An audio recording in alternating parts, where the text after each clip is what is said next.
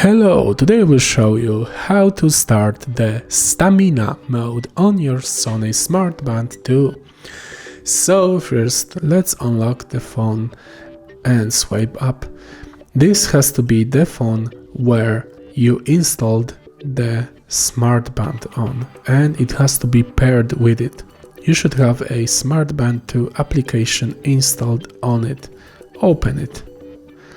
And here you can see what mode your band is currently in, and as you can see, currently our SmartBand is in normal mode. Select this option.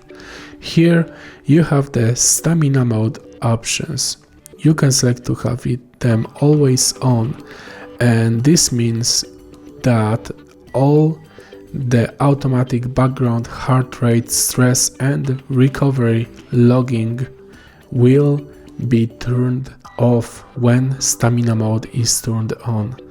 You can also select for it to be only turned on when the battery is low. This means that the device will be turned on for longer, but also that when your battery is low, you won't be getting your heart rate, stress and recovery levels correctly.